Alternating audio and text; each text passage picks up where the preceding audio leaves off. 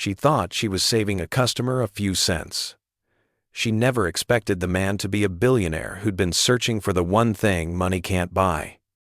The morning was cool and gray, the kind of morning when the city felt half asleep, and Alexander Vale liked it that way. He moved along the sidewalk with his shoulders hunched, a thrift store jacket buttoned high at the throat, the fabric rough against his skin, smelling faintly of mothballs. His jeans were faded, not by fashion but by long use, and the soles of his shoes were scuffed and uneven. He carried no briefcase, no watch glittered on his wrist, nothing to suggest he was a man worth $10 billion. To those who glanced his way, he looked like a man in search of work, or maybe a man who had already given up the search. That was exactly how he wanted it. He pushed open the glass door of a cafe tucked between a bookstore and a dry cleaner, a place he had quietly purchased through a holding company years ago. On paper, it was one of hundreds of businesses that fed into his empire, but to him, it was a laboratory. He wasn't there to check profit margins or quarterly reports. He had Arthur for that. He wanted to see if the soul of the place was intact, if kindness still lived where no cameras watched. The air inside was warm with the scent of roasted beans and baked bread. A soft hum of conversation filled the space, along with the hiss of milk steaming and the steady grind of coffee beans. Students hunched over laptops, construction workers nursed large cups before heading to job sites, and a pair of mothers spoke in low voices while their toddlers played with crumbs on the floor. Alexander scanned the room, taking it all in. The decor was modest, mismatched chairs and tables, an old chalkboard menu behind the counter, corners of the room where paint had begun to chip. It was not the crown jewel of his hospitality division, but it was real, and that was what mattered to him. He stepped to the counter, his eyes landing on the chalked price of a black coffee. A few dollars, but he fumbled in his pocket, as though even that sum might be a burden. The barista behind the register was quick with a tired smile, a young woman who could not have been more than 24.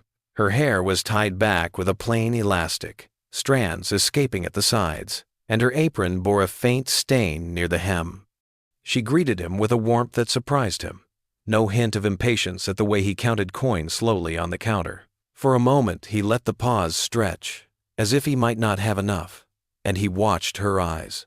He saw no scorn there, only quiet concern. The man who could buy the block twice over felt a flicker of something rare, the possibility of being treated as a human being rather than a bank account.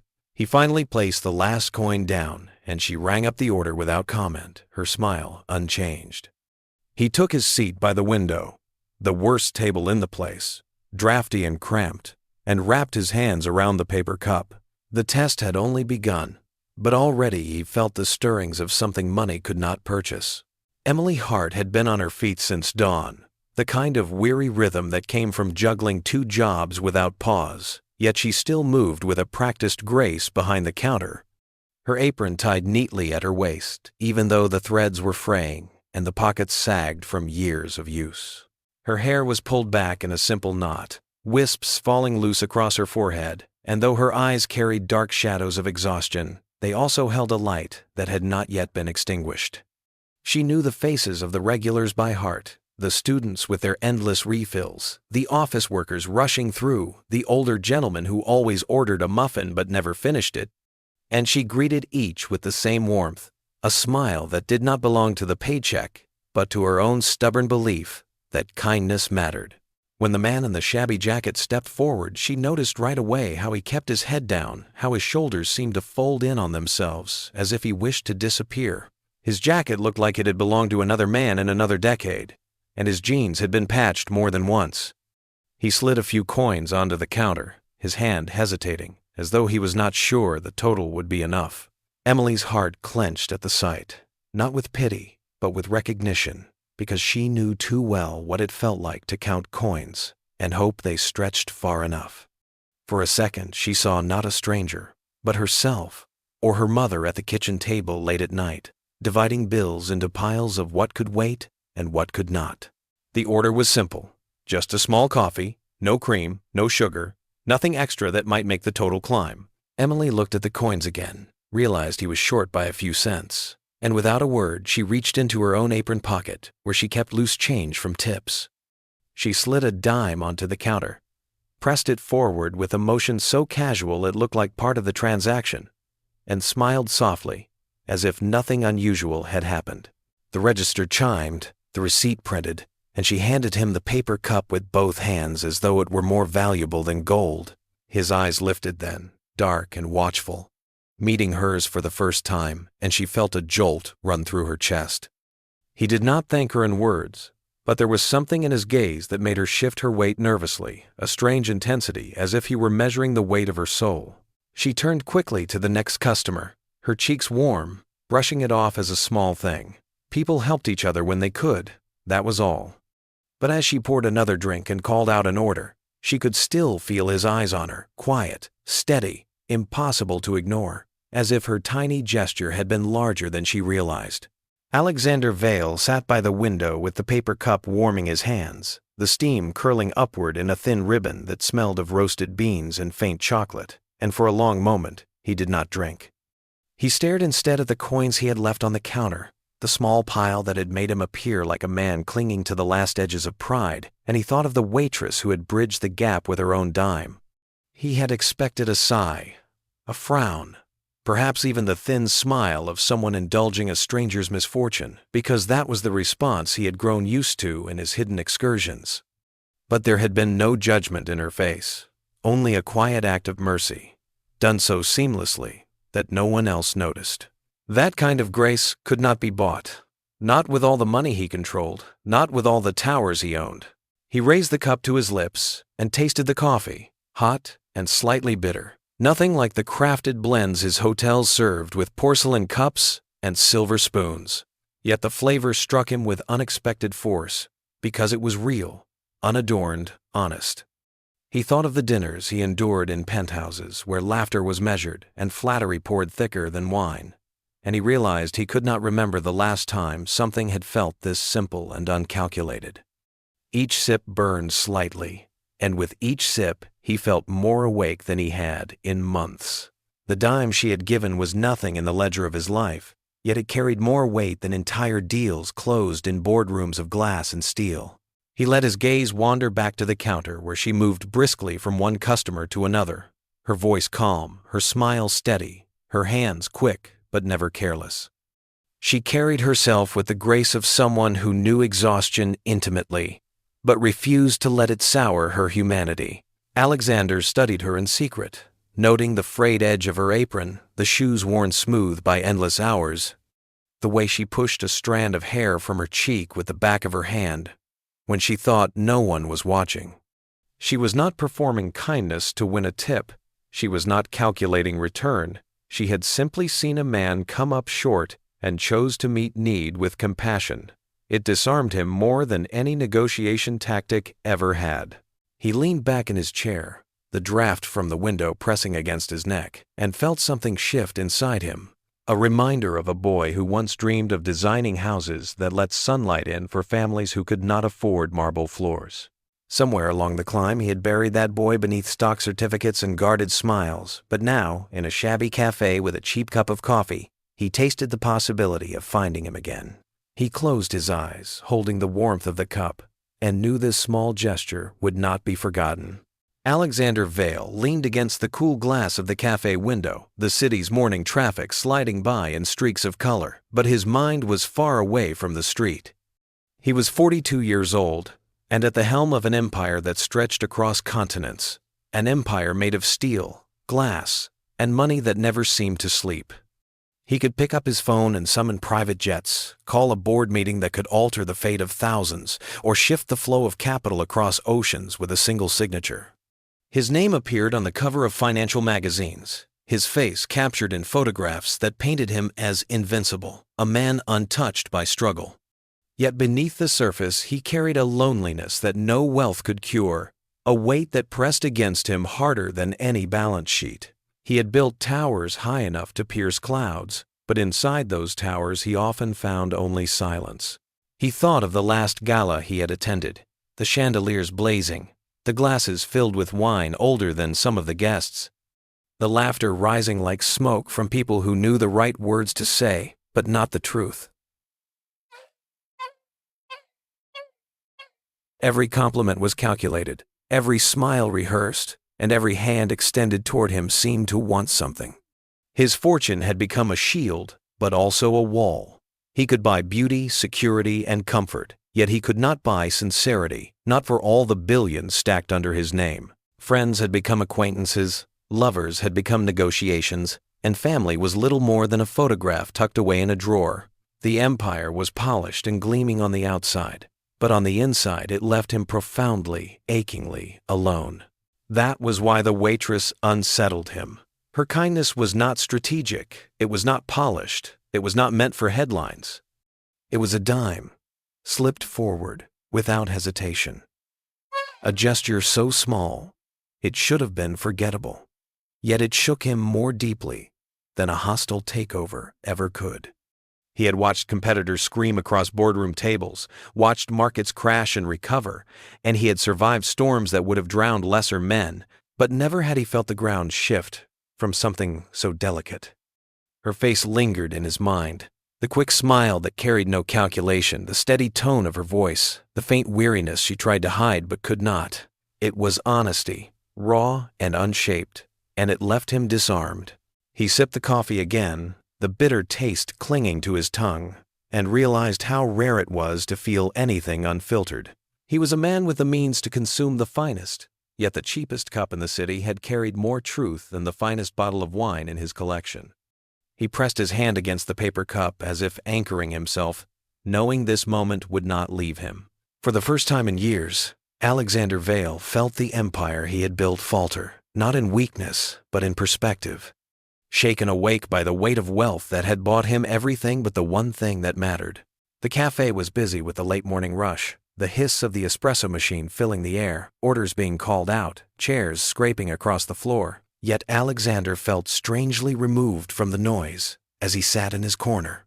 His eyes kept finding the young woman behind the counter, the one who had quietly paid for a stranger's coffee without expecting thanks or recognition.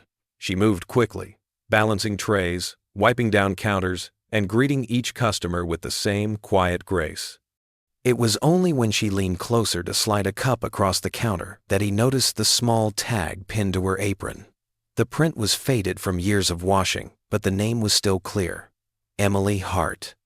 He repeated it silently, tasting the sound of it as if it belonged to someone he had known long ago, someone real in a world where most names around him were polished masks. Her apron told its own story. The fabric thinning at the edges, faint stains that no amount of scrubbing could remove, pockets sagging from holding too many pens and receipts. Her shoes caught his eye next, black flats with soles so worn they looked nearly smooth, small cracks tracing the leather near the toes. They were shoes of long hours, of double shifts, of someone who had walked too far on too little sleep. Yet despite the exhaustion written into her clothes, her smile never faltered. It was not the brittle smile of those who greeted him at galas, not the smile of bankers and brokers who measured their tone against the worth of his fortune. It was something different, something softer and untouched by calculation. Alexander felt a strange pang, one he could not quite name, as he realized she had looked at him not as a man to impress or to gain from, but simply as a person. That had become rare in his life, so rare that he could count the moments on one hand. His empire had turned him into a figure surrounded by glass, admired from a distance, but no one dared to see him as human. And yet here was Emily, with her tired eyes and worn shoes, meeting his gaze with simple kindness.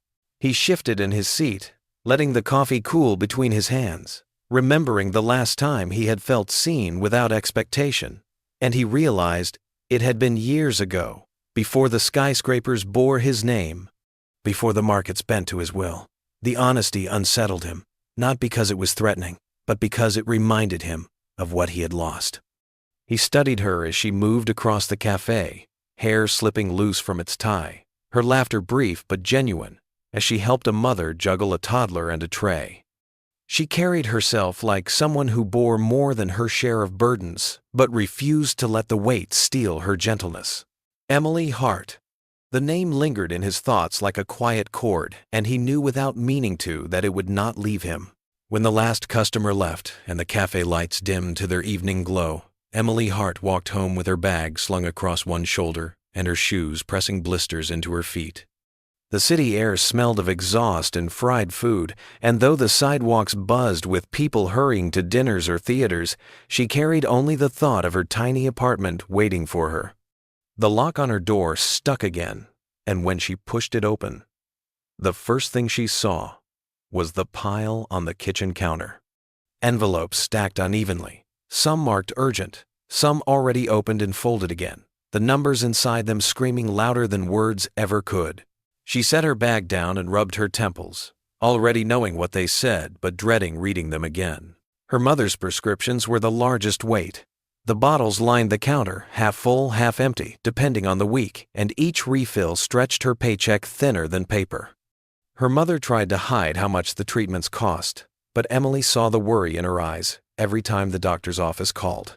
Insurance had long since run out, and now every dollar went to keeping her mother's breathing steady, to keeping hope alive. Emily sometimes lay awake at night, listening for the sound of coughing from the next room, her chest tightening with fear that she might hear silence instead. Beside the prescriptions lay another set of papers, her little sister's college brochures, bright glossy pages filled with smiling students, green lawns, and promises of futures waiting just beyond the gates. Her sister, only 17, dreamed of studying literature, of writing stories that might one day sit on those library shelves she adored. But the tuition numbers printed in small, neat font might as well have been mountains, impossible to climb. Emily wanted so badly to tell her not to worry, to promise that the money would be there, but she could not bring herself to lie. She worked double shifts to stretch the rent, and even then there was barely enough to cover the essentials. The apartment itself carried the marks of their struggle, peeling paint on the kitchen walls, a couch that had been salvaged from a neighbor moving out, and a single lamp that flickered whenever the refrigerator hummed. Yet within those walls was also love, her mother's quiet laughter even when the medicine made her weak, her sister's determination as she scribbled notes late into the night, and Emily's own refusal to give up.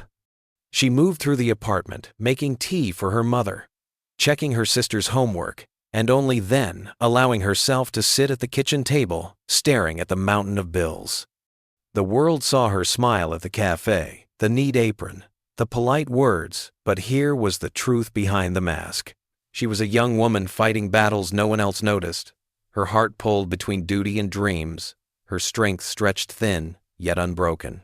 The afternoon crowd had thinned, leaving behind the soft clatter of cups being stacked and the faint hiss of the espresso machine cooling down, and Emily moved through her tasks with the same steady rhythm as always, wiping tables, refilling napkin holders, and checking the pastry case. She thought no one had noticed the way she had slipped a dime onto the counter earlier that morning, but the cafe manager had sharp eyes for anything that touched the register. His name was Carl, a man in his late 30s with a narrow face and a voice that always carried more edge than warmth, and he came striding out from the back office just as she was wiping down the counter. "Emily," he said, his tone clipped. "A word." She stiffened, knowing the sound of trouble before he even finished. He leaned against the counter with his arms crossed, lowering his voice but not enough to keep nearby customers from glancing over. "I saw what you did this morning. You think I don't notice coins sliding across the counter? You covered some stranger's coffee out of your own pocket." Emily's hand stilled on the rag, her heart thumping. She opened her mouth to explain, to say it had been only a dime, hardly worth the trouble. But Carl cut her off with a sharp shake of his head. "That's not how this place works. We don't give handouts. You start paying for people's drinks, pretty soon everyone's lining up with a sob story. This is a business, not a charity." His eyes narrowed, his voice dropping lower. "I should dock your pay right now. In fact, maybe I will. Consider this your first and last warning." Her cheeks burned, humiliation rising like fire, but she kept her voice calm. "He was short a few cents, that's all. I didn't think it would be a problem." Carl leaned closer, his breath sour with stale coffee. "It's always a problem when you cross the rules. Every product counts. Every cent counts. And when it doesn't, it comes out of your check. You've got debts, don't you? Bills piling up? Think about that before you play saint with company property. He straightened, adjusting his tie with a smirk as if he had won something, then turned back toward the office without another glance. Emily swallowed hard, blinking against the sting in her eyes. She pressed the rag tighter against the counter, scrubbing harder than necessary, willing her hands not to shake. Around her, the cafe carried on, cups clinking, a song drifting from the overhead speakers, but she felt stripped bare in front of everyone. At the corner table, Alexander Vale sat perfectly still, his face hidden by the rim of his paper cup, but inside, his chest fury coiled like a living thing. He had watched the entire exchange, the smug cruelty in the manager's words, the quiet dignity in Emily's reply, and he felt his disguise press against him like chains. To reveal himself now would ruin the test, but his jaw tightened as he stared at Carl's retreating figure. He could bring down empires with a phone call, yet he sat silent, burning with a rage he had not felt in years, knowing this was not the end. The day wore on and the cafe began to empty, the morning rush replaced by a quiet lull where only a few customers lingered with laptops and half-finished muffins. Alexander Vale stayed longer than most, nursing his black coffee as if it were a fine vintage, his thoughts circling not around the flavor but around the moment that had burned itself into him. He could still see Emily's face as the manager scolded her, the flush of humiliation on her cheeks, the steady composure she had forced to keep herself from breaking in front of strangers. It had taken everything in him not to stand up and tear away the mask of anonymity he wore, to tell Carl exactly who he had just spoken to with such cruelty, but Alexander had remained still. The disguise mattered, the test mattered, though it left a bitter taste in his mouth that no coffee could wash away. When at last he stood, the chair legs scraping against the worn floor, Emily came forward to clear the table as she always did, her smile polite, though her eyes were tired. He offered her a nod, nothing more, and set the small billfold tray on the edge of the table. Inside was the exact amount of the coffee, down to the last cent, no tip added, no spare coins left behind. To any observer it would seem like the action of a man too poor or too proud to give more, a gesture unworthy of thanks.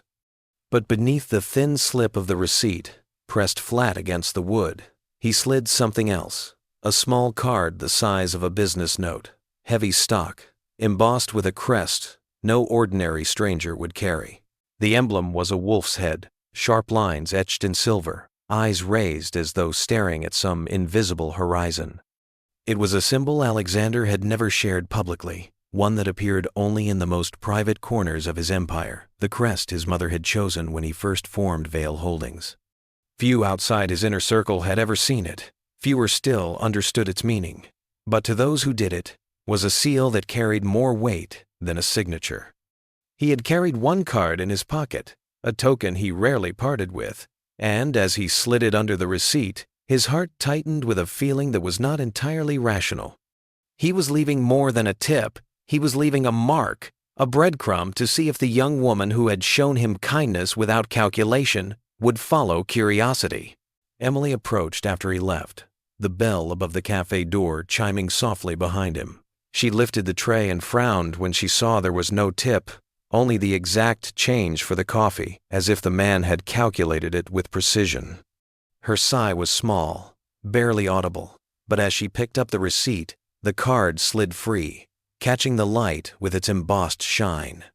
She turned it over in her hand, confusion rippling across her tired features, and for a long moment she simply stared at the wolf's crest as though it were a puzzle left behind just for her.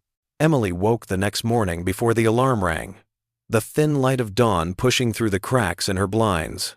Her mother was already stirring in the next room, coughing softly, and her sister's textbooks were still scattered across the table where she had fallen asleep studying. Emily dressed quickly for another long day at the cafe, tying her hair back and pulling on the same worn shoes, but her thoughts were not on the bills waiting on the counter or the ache in her legs. They were on the card tucked safely into the pocket of her apron, hidden where no one could see. She had studied it late into the night, tracing the silver outline of the wolf's crest with her fingertip, turning it over again and again, as though it might reveal something more.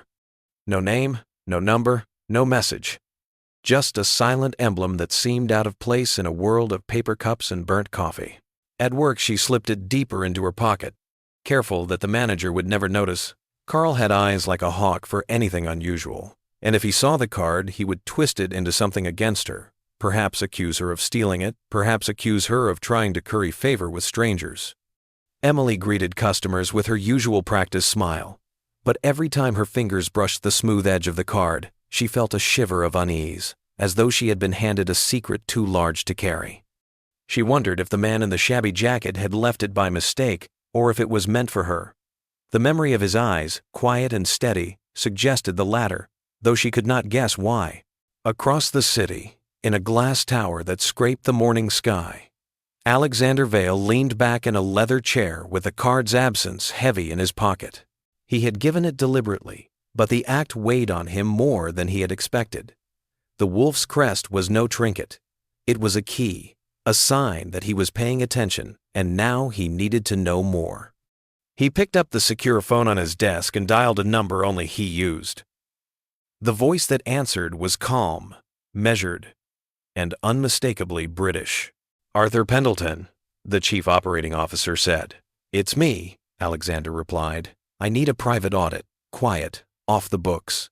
There was a pause, the faint sound of keys being pressed. "Of what division?" Arthur asked.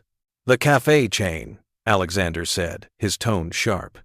"Start with the Chicago locations. I want every ledger, every invoice, every transfer combed through by dawn tomorrow. No alerts, no red flags. Use outside contractors if you must. I don't want internal whispers." Arthur exhaled slowly. "That's a curious request, considering the numbers have been strong. What are you expecting to find?" "Rot," Alexander said flatly, hidden beneath polished reports. He ended the call and stared out at the city below, the empire he commanded, humming with money and motion. Yet his thoughts remained fixed on a young waitress with tired eyes and a hidden card, her kindness still echoing louder than any quarterly report. Arthur Pendleton worked through the night, the glow of his desk lamp reflecting off neat stacks of paper and the sharp lines of spreadsheets spread across dual monitors. He was a man who thrived on precision, who trusted numbers over emotion. Yet as the hours passed, his brow furrowed deeper. What had begun as a routine sweep had unraveled into something darker. At first it was subtle. A few invoices with dates that did not match shipments, suppliers listed under names no one in procurement recognized, amounts that seemed slightly inflated but not enough to trigger alarms. Yet when he dug further, the pattern sharpened, a deliberate thread of deceit woven across multiple cafes.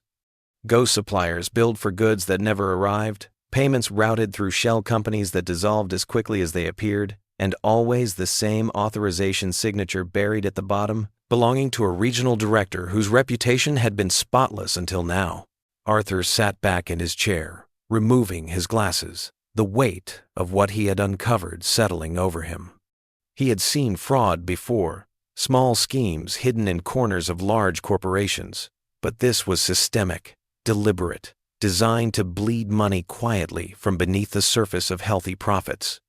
It had been running long enough that millions had already vanished, and had it gone unchecked for another year, the damage would have spread like rot through the entire chain. He drafted a secure report, encrypted with layers of protection, and picked up the phone to call Alexander. The hour was late, but he knew his employer would be awake. Alexander's voice came through low and steady, as if he had been waiting. "Tell me." Arthur summarized quickly, his words precise, detailing the falsified invoices, the ghost suppliers, the skimming schemes, and the name of the regional director tied to every irregularity. When he finished, there was silence, broken only by the faint hum of the city beyond the glass walls of Alexander's penthouse. At last Alexander spoke. "How long has this been happening?" 18 months, perhaps longer, Arthur said. "It was hidden carefully. If you hadn't asked for this audit, it might never have surfaced until the losses forced exposure." Alexander rose from his chair, pacing slowly, the wolf, crest cufflinks on his wrists catching the city lights. The thought struck him with a force that nearly stopped him in his tracks. A young waitress with worn shoes had seen something, or at least sensed enough to act with courage, and her quiet kindness had led him to a truth that could have cost him far more than a fortune. Without her dime, Without her honesty, the chain would have continued to rot, and his empire would have been weakened from within. He returned to the phone, his voice sharper now. "Arthur, double the teams. I want every cafe in every city swept. Do it discreetly. If this is in Chicago, it may be everywhere. And keep Emily Hart's name out of it. For now, no one knows she exists but us." As he ended the call, Alexander stood before the towering windows, the city sprawling beneath him, and for the first time in years, he felt the weight of his empire lighten, not because the danger had passed, but because a stranger's simple act had reminded him that honesty still existed in a world built on calculation. The following morning, the cafe doors swung open just after sunrise, and Alexander Vale stepped inside once again dressed in the same tired jacket and worn shoes. His disguise was unchanged.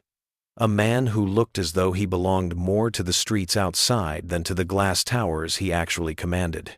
The room smelled of fresh bread and strong coffee, sunlight streaming through the front windows and catching on the chalkboard menu that listed modest breakfast plates in looping white letters. Students shuffled in with backpacks, an older couple shared a newspaper at the corner table, and the hum of routine life filled the space. Alexander chose the same table by the window, the draft still sneaking in from the crack in the frame, and waited until Emily Hart appeared behind the counter. She looked tired as always, yet somehow lighter when she smiled, greeting each customer with the same warmth she had shown him the day before. When she noticed him sitting alone, she did not hesitate, though he could see the faint surprise in her eyes. She crossed the floor quickly, her notepad already in hand, and asked what she could bring him. He looked at the menu as though deciding for the first time and said he would take the full breakfast: eggs, toast, sausage, and a side of fruit. It was one of the more expensive plates, though nothing extravagant, and her only response was a small nod and that same steady smile. He watched her move back behind the counter, her apron swinging, her shoes scuffing quietly against the tiles, and he felt the odd pull of relief that she had treated him no differently than any other guest. When she returned with steaming plates balanced carefully in her hands, she set them before him with practiced grace, placing the cup of black coffee within reach and offering a simple "enjoy." Alexander thanked her and then let a quiet pause stretch before he asked the question that had been circling in his mind since their last meeting. "You must work long hours here," he said, his voice casual as if merely making conversation. "Do you ever find time for yourself?" Her eyes flickered quickly, just a brief shadow of something he could not name, before she forced a polite smile. "It's fine," she answered lightly. "I manage. Everyone works hard these days." She tucked a loose strand of hair behind her ear and shifted her weight, clearly uneasy with the attention. Alexander let the subject drop, though his curiosity deepened. He cut into the eggs and tasted the toast, nodding in appreciation, though his focus remained on her retreating figure as she moved to greet another customer. Her deflection had been gentle but firm, and he respected it. Still, the glance in her eyes, that fleeting moment when the mask had slipped, told him there were stories hidden beneath her calm surface. Stories that weighed on her shoulders as heavily as the empire weighed on his. He finished his meal slowly, savoring more than the food, savoring the rare sensation of being served with kindness untainted by calculation. The breakfast crowd had thinned, and the cafe was slipping into its mid-morning lull, the air filled with the faint hum of a radio and the soft scrape of cups being stacked. Emily moved between tables, wiping surfaces and gathering plates, her shoulders aching from hours on her feet, but her expression composed. She had learned long ago to keep her weariness hidden. Alexander sat at his usual place near the window, his disguise intact, watching with careful eyes as she moved gracefully from one task to another. He could sense the tension in her steps, the way she avoided looking toward the office door, and he knew why the moment it opened. Carl, the manager, stepped out, his tie slightly askew and his eyes sharp with suspicion. He scanned the cafe, spotted Emily by the counter, and his mouth curved into a tight, unpleasant smile. With a stride that drew the attention of more than one customer, he closed the distance and cornered her near the register. His voice was low but harsh enough to carry. "Emily, we need to talk about the drawer. It came up short again yesterday. Care to explain?" Emily froze, her rag clenched in her hand. She shook her head quickly. I counted it twice. It was correct when I closed. Carl leaned closer, his words cutting like glass. Don't play innocent with me. You think I don't notice when money goes missing? First, you're handing out coffee like this place is a shelter, and now the till is light. That's theft, Emily. Theft from the company. Her cheeks flushed, shame and fear colliding inside her. But she held her ground. I didn't take anything. You know I wouldn't. Carl's smirk widened. Then maybe you're just careless. Either way, it comes out of your check. You keep this up and you'll be out of a job, and we both know you can't afford that. The words struck her harder than any slap, and for a moment she could not breathe. Alexander's hand tightened around his coffee cup until the cardboard bent. He had listened long enough. Rising from his seat, he crossed the cafe with a deliberate calm that masked the storm inside him. His voice, when it came, was sharper than anyone had yet heard from the man in the shabby jacket. Perhaps it isn't Emily who's careless, he said, his tone steady, but edged with authority that carried weight far beyond the cafe walls. Perhaps the problem lies with management. Carl spun, startled, his confidence slipping as his eyes met Alexander's. There was something in the stranger's gaze that rattled him, something commanding that did not match the clothes or the rough stubble. Customers glanced up, sensing the shift, and the cafe fell into a hush. Alexander stepped closer, his words precise. Accusing someone without proof is dangerous, especially someone who clearly works harder than you give her credit for. If there is a problem with the books, maybe the wrong person is being blamed. Carl opened his mouth, then closed it again, his face pale with sudden unease. Emily looked between them, her pulse racing, unable to grasp what had just happened. For the first time, she saw Carl hesitate, rattled in a way she had never seen before. And it was because of the quiet authority radiating from a man she thought was just another customer. The cafe had emptied for the afternoon, sunlight slanting across the wooden floorboards, the quiet broken only by the hum of the refrigerator and the occasional hiss of the espresso machine. Emily wiped the counter with slow movements, still shaken by the confrontation with Carl and the strange way the man in the worn jacket had stepped in. His words had carried a weight she could not explain, a kind of authority that seemed out of place for someone who paid with coins and exact change. When she looked over toward his usual table by the window, she found him watching her with calm eyes, and something in her chest tightened. He stood, gestured gently toward one of the small booths tucked into the corner, and with hesitation she followed, her apron strings twisted nervously in her hands. They sat across from each other, the space narrow, their voices low. Emily waited for him to speak, unsure why she had agreed, but his silence stretched until she finally asked, "Why did you defend me? You don't even know me." He studied her face for a long moment, then drew a slow breath. "That's true. You don't know me either." His hand went to the glasses perched on his nose, thick and plain, and he removed them, setting them on the table with deliberate care. Next, he slipped out of the faded corduroy jacket, the fabric sagging as he laid it across the bench. Without those two details, he already looked different, straighter, sharper, his presence filling the booth in a way that unsettled her. Emily frowned, confusion flickering into unease. "What are you doing?" He leaned forward, his voice quieter now. "My name isn't Jim, or whatever you might have thought.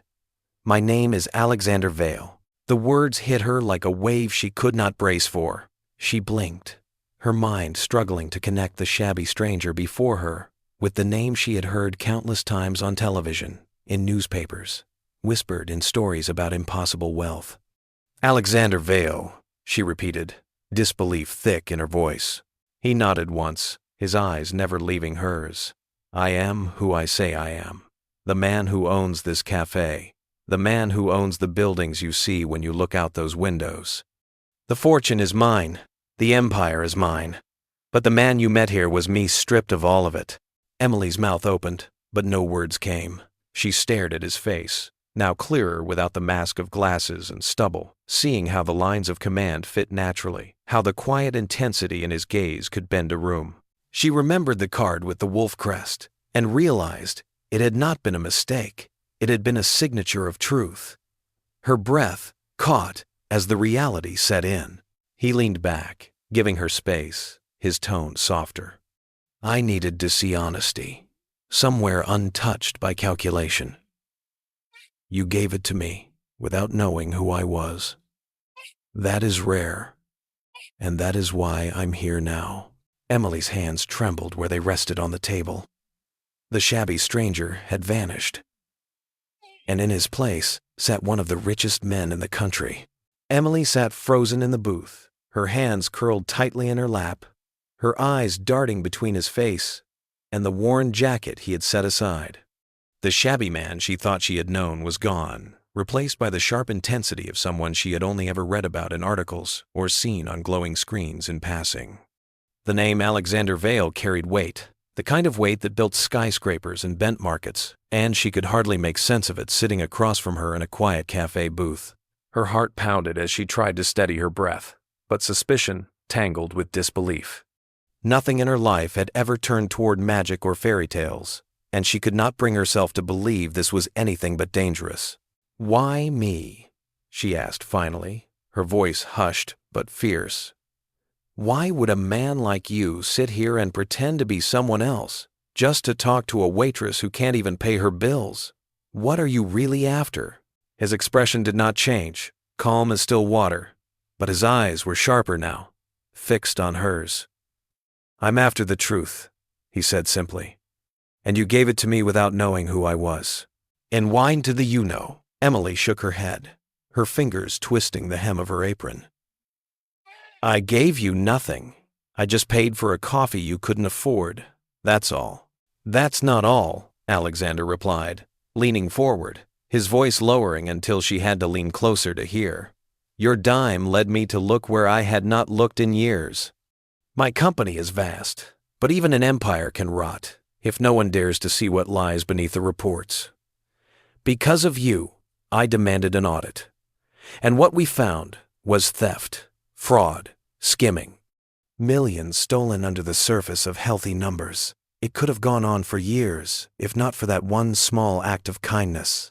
Emily stared at him, her mouth slightly open, struggling to connect her own gesture to the scale of what he described. It sounded impossible that a single dime, a single choice made out of habit and compassion, could ripple into something so enormous. Her suspicion hardened, protective instincts rising.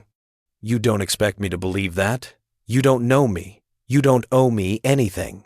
Why say this now? Alexander's gaze softened, though the intensity remained. Because I know what it means to live surrounded by calculation. I know the difference when I see someone act without it. You had no reason to help me. Yet you did. That is rare. Rarer than wealth, rarer than power. And it matters. Her throat tightened as his words pressed against the fragile walls she kept around herself. Still, she shook her head, fear whispering that this was too good to be true, that no one like him would ever notice someone like her. I don't want your empire, she said quietly. I don't even want to be sitting here. Alexander did not flinch. I don't want you to take it. I want you to understand that you reminded me why it's worth saving. The silence between them stretched, charged and fragile, as Emily wrestled with the impossible truth that her smallest act had changed the course of a billionaire's empire. The plan unfolded quietly, as though it were just another part of the city's endless rhythm, yet beneath the surface, every move was calculated with care. Alexander met with Arthur Pendleton in a private suite high above the skyline, the curtains drawn tight, papers spread across the table like pieces of a puzzle. Emily sat on the edge of a chair, her hands folded tightly, her nerves sharp, but her voice steady, as she described the odd details she had seen in the cafe, the shipments that never matched the stock. The invoices Carl guarded with unusual secrecy. She had not realized their importance until now, but to Arthur they were signals, small cracks that pointed directly to the heart of the fraud. Law enforcement had been brought in quietly, men and women who specialized in corporate crimes, their presence hidden behind layers of ordinary customers and plainclothes investigators. They listened, gathered records, and built the case piece by piece until the evidence was undeniable. For Alexander, it was a waiting game, a test of patience that left his blood humming with suppressed fury. but he knew timing mattered more than anger. The empire could withstand scandal, but Emily could not withstand exposure, and she was the one who had risked everything by speaking. On a brisk Thursday morning, the cafe opened its doors as usual. The smell of coffee drifting onto the street, the chalkboard menu written neatly in fresh white lines. Customers came and went, unaware of the storm about to break. Emily tied her apron with trembling hands, her eyes meeting Alexander's briefly as he sat again at the corner table, dressed this time not in rags but in a tailored suit that seemed to shift the very air around him. She drew strength from the quiet nod he gave her, then turned back to the counter where Carl barked orders and smirked as though he owned the place. The regional director arrived mid-morning, a tall man with slick hair and an expensive watch, shaking Carl's hand with false camaraderie as they disappeared briefly into the office. That was the signal. Two agents moved forward, their badges flashing under the light, and the cafe froze. One by one, customers looked up from their laptops, their conversations breaking off as officers entered through the side door, heading straight for the office. Carl emerged pale and stammering. As files were seized, the hidden ledgers pulled from drawers he had locked with shaking hands. The regional director protested, his voice rising, but his wrists were already being clasped in steel. Emily stood frozen behind the counter, her heart racing, watching the scene unfold like something from a story she had never imagined living through. Alexander rose slowly from his table, his eyes locked on Carl, his expression carved in stone. For the first time, Carl seemed to recognize him, recognition draining the blood from his face. But it was too late. The cafe that had once been filled with suspicion and fear now buzzed with whispers of justice as both men were led out in handcuffs. Emily's breath trembled in her chest, but for the first time in months, she felt the weight on her shoulders begin to lift. The days that followed the arrests moved in a blur, yet for Emily each moment felt sharper than the last. The cafe that had once been heavy with fear now seemed lighter, the staff no longer glancing nervously at the office door or waiting for Carl's voice to slice through the air with threats. The registers balanced perfectly. The shipments began to match the shelves again, and for the first time in months, people laughed freely behind the counter. Emily moved among them quietly, still unsure what place she held in the middle of it all, but Alexander Vale had made it clear she was not forgotten. One evening she was summoned to his office high above the city, her reflection dwarfed in the glass walls that looked out over miles of lights. She stepped hesitantly inside, clutching the strap of her worn bag, but Alexander greeted her with the calm assurance of someone who had already decided what needed to be done. On the polished desk before him lay a neat folder, and he pushed it toward her with deliberate care. "This," he said, his voice steady, "is a full settlement of your debts. Every bill, every collection, every weight that has been tied around your name, it's gone." Emily blinked rapidly, unable to process the words. She opened the folder with trembling hands and saw documents already signed, letters confirming payments cleared, balances reduced to zero. The tears that threatened her eyes, she quickly blinked away, shaking her head. "I don't understand. Why would you do this for me?" Alexander leaned forward, his gaze unwavering.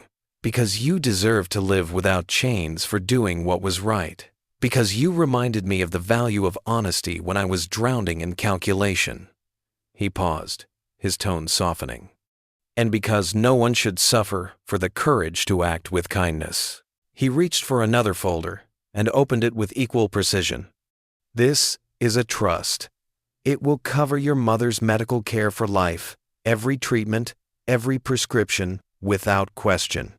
You will never have to choose between paying rent and keeping her alive." Emily's breath caught, her hands flying to her mouth. She thought of the bottles lined on the counter, the coughing that kept her awake at night, the endless phone calls to insurance offices that always ended in despair. Relief swept over her so strong it nearly knocked her from her chair. "And this," Alexander continued, sliding a final document across the desk, "is for your sister, an education fund, already established, already secured. She will go to college, Emily, and she will never worry that her dreams are out of reach." The words broke her. Tears slipped freely down her cheeks as she pressed her hands over the papers as if to anchor them, as if they might vanish if she let go. Her voice cracked when she whispered, I don't know how to thank you. Alexander shook his head gently. You already did, the moment you paid for a stranger's coffee. Across the city, the cafe staff gathered the next morning to hear the news that the company had reinstated fair wages, eliminated the deductions Carl had imposed, and restored dignity to every role. For the first time, Emily saw them stand tall, their laughter unforced, their work no longer shadowed by fear. The sun was sinking low behind the skyline when Alexander asked Emily to meet him once more in his office, the same room of glass and steel where so many deals had been struck, though tonight the atmosphere was different. The city glowed beneath them in streaks of gold and red. The endless hum of traffic rising faintly from below. Emily sat across from him at the vast polished desk, still in her simple blouse and apron from the cafe, her hands folded nervously in her lap. She had never felt so out of place, the grandeur of the room pressing against her like a weight, yet Alexander's calm presence steadied her.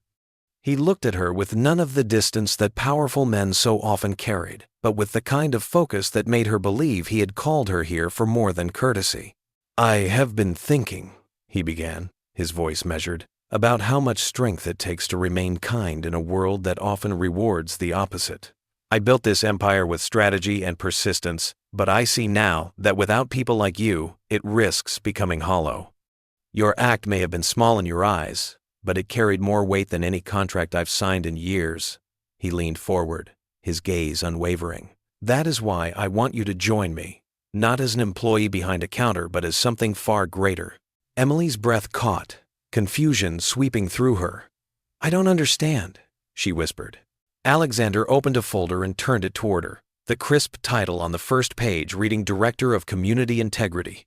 This position has never existed before. You will oversee employee welfare across all of Vale Holdings.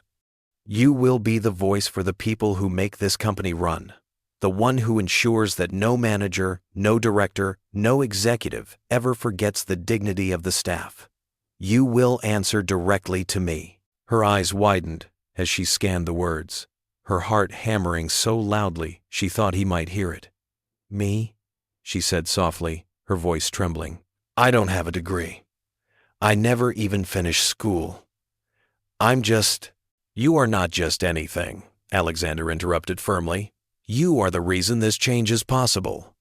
You saw what others ignored. You stood against fear with compassion, and you risked your livelihood to act with integrity. That is leadership, Emily, and no diploma could teach it better. Tears welled in her eyes, and she tried to blink them back, but the emotion was too strong. For the first time in her life, her kindness was not a weakness to be exploited or dismissed, but a strength that carried weight within the walls of power. She looked at him, still unsure if she was dreaming, and he gave her a reassuring nod. This is a new beginning, he said quietly. Not just for you, but for this company. Together we will build something that values more than profit. Emily pressed her trembling hands over the folder, the reality sinking in, and for the first time in years she felt hope bloom without fear. The boardroom was empty, its long polished table gleaming under the soft glow of evening lights. But Alexander had chosen this place deliberately, not for business, but for what it represented. The city stretched out behind the glass walls, towers glinting against the last blue of dusk, the empire he had built standing silent, as though it too waited for what would happen next. Emily stood near the window, her reflection faint in the glass, her apron and worn shoes exchanged for a simple dress he had insisted on providing, though she had protested it was too much. She still looked uncertain, her hands clasped together as if holding herself steady, her eyes wide with the weight of a world she had never imagined entering.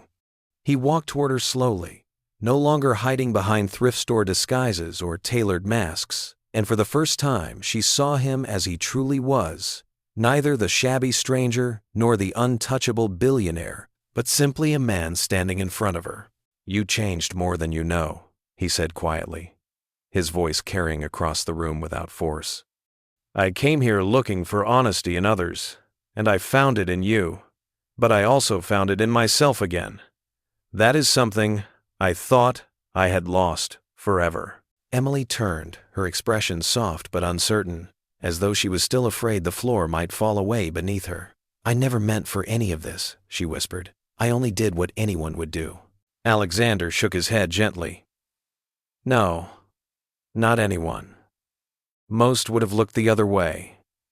Most would have let the world remain as it was. But you acted. That small choice uncovered truths that would have cost thousands their livelihoods, and it reminded me of the value of humanity beyond profit. You may not believe it, but you saved far more than this company. You saved me." For a long moment they stood in silence, the city lights flickering around them, the quiet hum of the building the only sound. Emily's hands trembled as she looked down at them, then lifted her gaze to meet his. The distance between them seemed to shrink, not with steps, but with understanding. Slowly, almost hesitantly, she reached out. Alexander extended his hand, steady, waiting, and when her smaller hand slipped into his, the world seemed to hold still. It was not the grasp of a waitress thanking a patron, nor of a billionaire bestowing favor on someone beneath him. It was a meeting of equals, one forged not by wealth or status, but by honesty, by a kindness that had bridged the impossible gap between their lives. Her hand trembled against his, but his closed gently around it, anchoring her, grounding himself, and in that simple clasp he finally saw a reflection that was true. No mirrors polished by handlers, no flattery shaped by boardrooms, only the quiet certainty of being seen as a man. The city glowed beyond the glass, vast and unyielding, but within that room, Alexander Vale no longer felt alone, and Emily Hart no longer felt invisible. If this story moved you like it moved us, don't forget to give it a like. And if you want more stories like this one, hit subscribe. We'd love to have you with us.